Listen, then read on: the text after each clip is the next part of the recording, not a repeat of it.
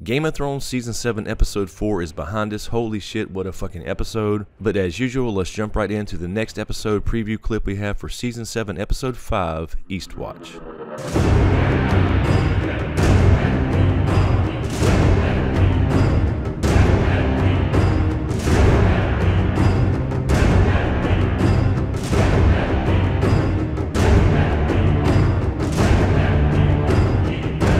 Alright, in this first little shot here, we have Dany in the aftermath of Field of Fire 2.0. We can see a lot of Lannister soldiers with a lot of fucking ash on their armor, as well as Tarly soldiers as well, I'm assuming, coming up to Dany after this fight here.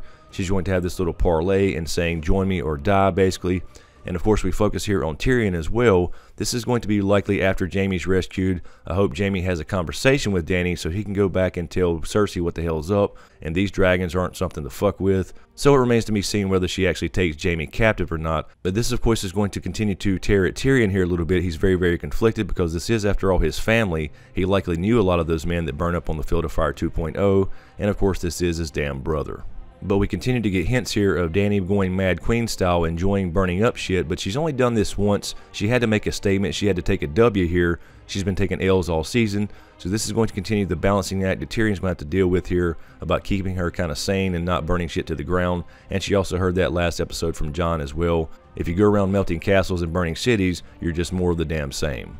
We see another shot here of the aftermath of the Field of Fire. You can see all the ash everywhere. Everything's burnt to a damn crisp. It was very, very cool, but at the same time very, very gruesome, and it was meant to be to show you how horrible war is, but it showed you how fast they turn to ash, and it also shows you how hot and magical dragonfire is as compared to regular fire here. So I continue to think this is going to be a juggling act here between people like Tyrion and Varys and Jon, for that matter, telling Dany you can't burn shit up, you can't kill all these people like that because you will become the Mad Queen, and her wanting to see a little bit of fire and blood because after all, she does want to win this war. That was her whole goal of coming over to Westeros in the first place. In the next shot, we see Varys telling Tyrion you need to find a way to make her listen. Now, I think this could be some deceptive editing here. They could be talking about Dany after the Field of Fire 2.0, where he saw how horrible it was, how horrible all those men died, and a lot he probably knew as well, being Lannister soldiers.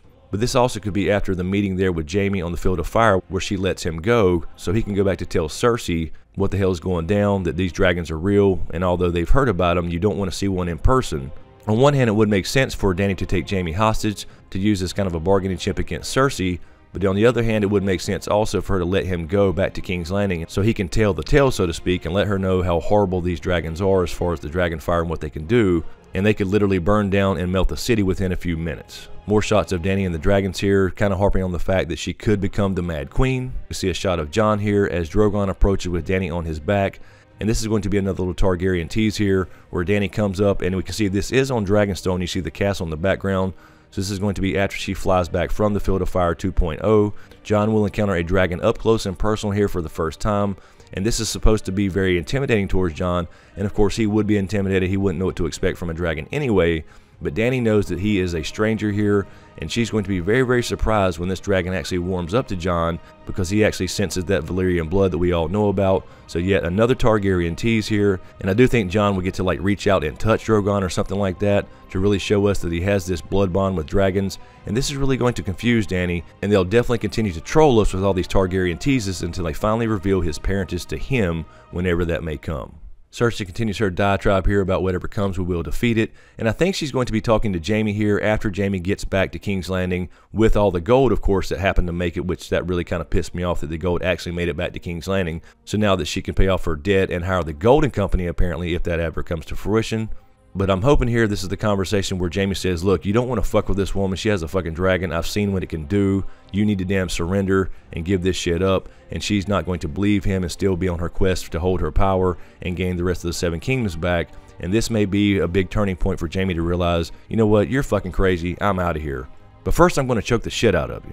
In the next shot here, we see Cersei talking to Qyburn.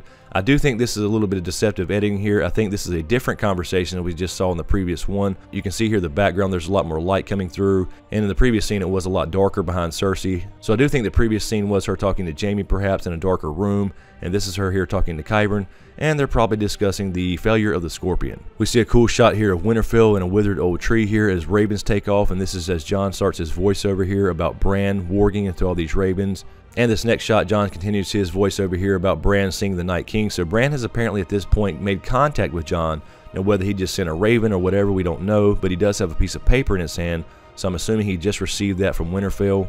But I believe this shot here with Jon, Davos, Varys, and Dany here in the table room at Dragonstone, that this scene will in fact set up the idea of them going on a trek up north to finally prove to the realm in some way, and to Dany specifically, that this threat is real. We did see in the teaser trailer before the season started, we do have a trek up north with Jon and company and 12 people total, which probably includes the Hound, Tormund, Gendry, Davos, etc. So I think he'll get this news here and then decide and tell Dany, you know what, I'm going to go up north and show you what the hell I'm talking about.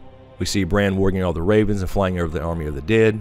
And you can see here there are hundreds of thousands of whites here in this army of the dead. So this is going to show how bad it is and that they're on their way, and they bring the damn storm. And in our last shot here, we do see more ravens, assuming this is going to be Bran flying over the army of the dead here. And Davos says bad things are coming. So this is kind of really setting up the idea of them coming towards the wall, getting close to the wall. Apparently EastWatch, according to the Hound's Flames in episode 1, we only have 3 episodes left, and this season is fucking over, and then our wait begins again. Anyway guys, let me know what you think in the comments below. As usual, thank you for all the support, especially to you guys on Patreon.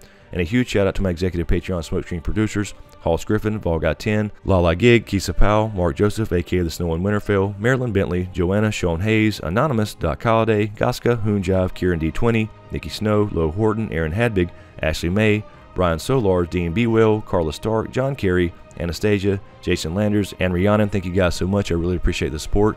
And thank you to everybody out there in YouTube land. And thanks for stopping by the live stream again last night. Apparently we did make it to number 5 on live trending again. That was really cool to see. And we'll continue to do that throughout the season at 10:30 Eastern Standard Time. So we look forward to seeing you there. So thanks again. Be sure to subscribe to get everything. And be sure to click that damn notification bell so you're notified when I drop a new damn video. Thanks for watching. And we'll see you next time.